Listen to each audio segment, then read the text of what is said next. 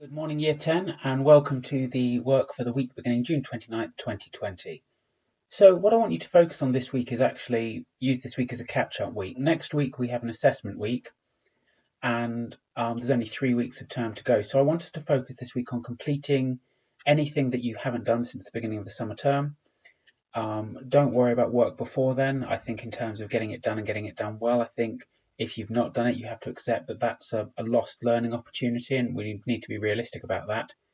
If you need to prioritise, focus on trying to do the dramatic readings in the paper 1 question 5 work. If you've done everything, which several of you have, then I think it's a good opportunity to look back and reflect on some of your work. And then there's a retrieval quiz on poppies, and also I've asked people to do some dirt on paper 1 question 5. So some of the qualities and trends from recent work.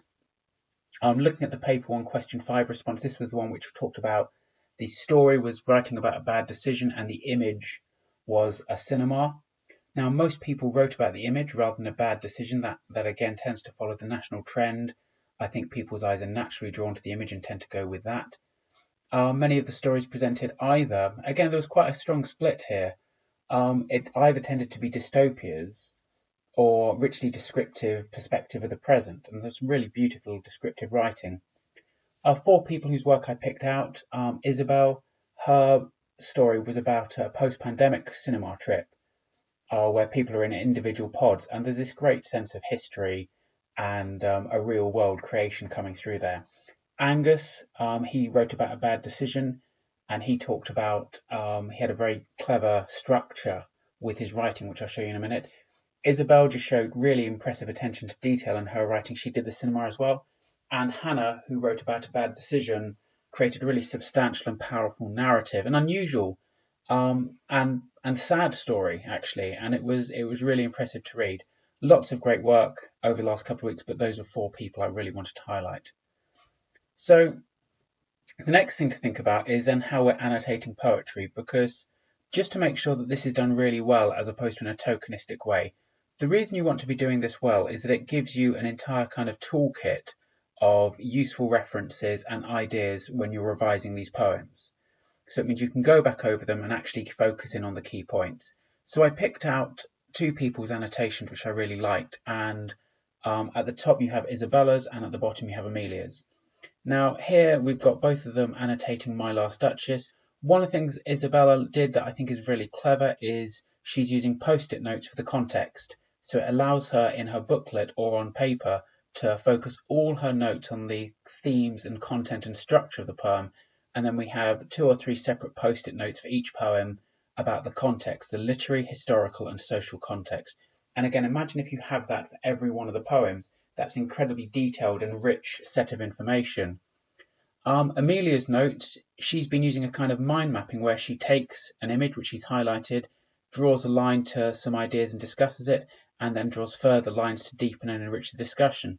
And she's using a very conversational tone with her notes. So as you can see here, it talks about how the Duke's sensitivities and concerns about his name, and as she points out here, he feels comfortable discussing this situation with a complete stranger, which again just tells us something about his difficulties and psychoses and attitudes. So really when you're annotating poetry, think about this as a checklist: the context, the structure, the themes, and the language. So here is an extract from Isabel's wonderful, wonderful story. And one of the things I loved about it was just this sense of the future things she'd included in it. So here she talks about distant camps in 2021. And again, this idea of the population being moved into distance camps, this idea of starting again, not seeing, and this phrase, but it is necessary, she repeats several times in the essay. And that's reminiscent of the kind of government phrases that we're being told, aren't we? Stay home, stay alert, control the virus. You can imagine that the population that she's writing about were given this phrase to justify these actions. It is necessary. It's really, really excellent writing. This is from Hannah's. So again, you see the detail of the description. It's about a schoolgirl taking a walk on a coastal path.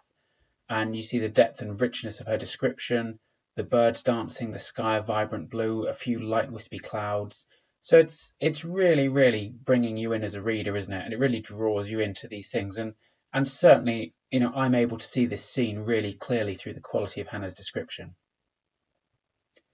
This is from Isabel's, and what I love about this again is the specificity, the attention to detail.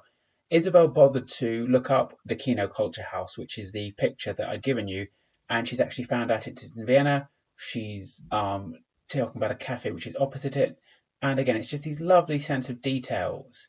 And even then, this phrase, although my grasp of German is minimal, with these kind of phrases, these kind of ideas, is just absolutely excellent, isn't it? It's a mixture of attention to detail. I like the fact it's on the 29th of February. That's an unusual date. Remember, that only happens in leap years. So that's a really, really irregular date. And again, it just creates this slightly unsettling, interesting nature of the story. And then when you look at Angus's here, he has two narratives running in parallel. So the person in his story has had an accident and they've been hit by a car whilst they're on a bicycle. And what we've got alternating, the longer paragraphs are explaining the run up to the accident. The shorter single line paragraphs are the person in rehabilitation recovering from the accident. So again, that's a really beautiful variation in tone.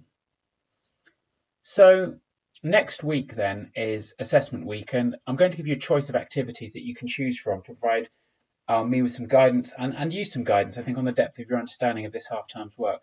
You'll be able to choose from one of the three following things. A paper 1 question 5 practice, a poetry comparison question, and you'll be able to choose the poems that you want to compare.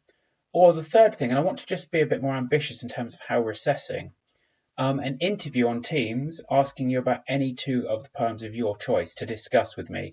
And again, I won't give you those questions in advance, but there'll just be 4 or 5 questions. It'll be a 10-minute interview and just an opportunity for you to discuss some ideas. And I just think, again, you can choose any one of these three. Let's just think about how we want to assess ourselves and how we want to demonstrate our understanding. So as I said, this week's focus is on catching up on work that's been missed and completing some really good dirt on that paper 1 question 5 practice. Next week, I want you thinking about assessment. What do you feel most comfortable having a go at?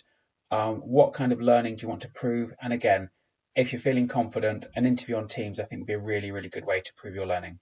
Okay, thanks very much, everyone. Take care. Have a good week. And as it's Monday, I will be available for the Q&A today, period 5, which is 10 to 2. All right, have a good week, everyone. Bye.